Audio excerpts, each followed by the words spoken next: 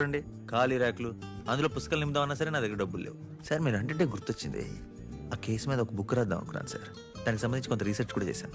అది చూసి ఎవరికో అనుమానం వచ్చి ఉంటుంది, ఆడు మీకు ఫోన్ చేసి ఉంటాడు. ఇప్పుడు ఇల్లంతా సర్దుకోవాలి. Let's go.